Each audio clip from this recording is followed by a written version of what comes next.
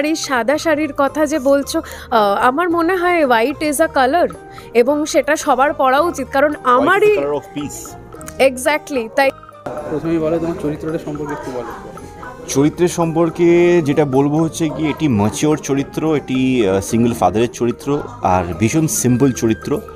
আর এটি যেহেতু পরিবারের জয়েন্ট ফ্যামিলির ছেলে, যার অনেক রকম ইমোশনস আছে, সবার সাথে ইমোশন কানেক্ট আছে, স্পেশালি তার যে মেয়ে প্লে করছে আমার মেয়ের ছোট্ট এই যে মিহি, তার সাথে একটা ইমোশনাল কানেক্ট আছে।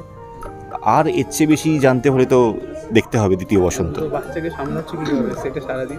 না, ওদেরকে সামলাতে সেরকম মনে হয় না, ওরা দুষ্টু, আর বাচ্চারা দুষ্টুমি না করলে বাচ্চারা তাহলে তো বাচ্চা কিসের। আর ওদের সাথে দুষ্টুমি করতে বেশ ভালো লাগে, ওদের সাথে খুব মজা হয় কাজ করতে। এই যে যেটা ওরা করছে এখন, তো এটাই আমাদের টাইম পাস, এটাই আমাদের এনার্জি। আচ্ছা দিদি, তোমার চরিত্র সম্পর্কে? আমার চরিত্র এখানে নাম জাগৃতি ইন দ্বিতীয় বসন্ত, আর ভীষণ ম্যাচিওর্ড একটি গল্প, ভীষণ ম্যাচিওর্ড একটি চরিত্র, একটু অন্যরকম, সিঙ্গেল মাদার এবং সিঙ্গেল ফাদার, যেটা একটু আগে রাজদীপ বললো, একটু রেসপন্সিবিলিটিস, দায়িত্ব, ডিউটি সব কিছু নিয়ে আমারই হয়ে গেছে। দেখতে পাচ্ছেন আপনারা কিরকম আমাদের ছেলে দায়িত্ব নিতে শিখে গেছে, তাই শিখিয়ে দিয়েছে এটা দ্বিতীয় বসন্ত। তাই দর্শকরা যখন দেখবে তখন একটা জিনিস ভীষণভাবে রিয়েলাইজ করবে যে এটা একটু অন্য ধরনের গল্প, যেটা আমরা এতদিন ধরে গল্প দেখে এসেছি, একটু ড্রয়িং রুম ড্রামা, এটা একটু অন্য ধরনের, একটু রিয়ালিস্টিক, একটু সোশ্যাল মেসেজ দেওয়ার মতো গল্প।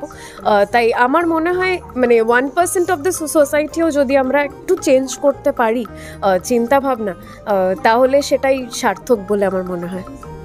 তুমি যে এক্ষুনি বললে যে চেঞ্জ করতে পারি, কারণ এত গল্প দেখানো হচ্ছে এরকম অনেক, হ্যাঁ হ্যাঁ হ্যাঁ, মানুষ কি চেঞ্জ হবে? না, ডেফিনেটলি প্রদর্শন করাটা তো ভীষণভাবে দরকার, মানে এই অডিও ভিজুয়াল আমাদের যে মিডিয়া, সেটা ভীষণভাবেই দরকার to make people understand, to make people think, কারণ মানুষ না ভাবলে পরে কিন্তু বুঝতে পারবে না, তাই তার জন্য দেখতেই হবে দ্বিতীয় বসন্ত। আচ্ছা, ট্রেলারের ফিডব্যাক কেমন পেলে? ট্রেলারের ফিডব্যাক ভীষণ ভীষণ ভালো। মানুষ প্রথমেই বলেছে যেটা রেগুলার যেরকম আমরা গল্প দেখি যে একটি হিরো একটি হিরোইনের চুল উঠছে, মানে একটা রোম্যান্টিক কাইন্ড অফ আর কি, যেটা স্টার্টিংয়ে আমরা দেখি নর্মালি, তো সেটা হয়তো এখানে নয়। এখানে প্রথমেই এই যে আমাদের দুজনকে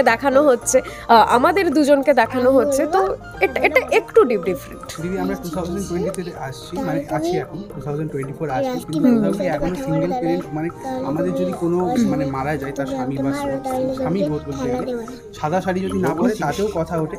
এবং সেখানে আমরা প্রমোদে দেখলাম শাশুড়ি মা বলছেন যে বৌমাকে বিয়ে দেবে, তো এটা নিয়ে কি বলতে? একটু আগে আমি বললাম যে সোসাইটির মানুষদের যদি আমরা 1%ও মানে উই মেক দেম থিঙ্ক, তাহলেই ব্যাপারটা অন্যরকম হয়ে যাবে। আর এই সাদা শাড়ির কথা যে বলছো, আমার মনে হয় হোয়াইট ইজ আ কালার এবং সেটা সবার পরা উচিত, কারণ আমারই এক্স্যাক্টলি তাই, মানে আমার তো ভীষণভাবেই পছন্দ। তোমার কি পছন্দ হোয়াইট?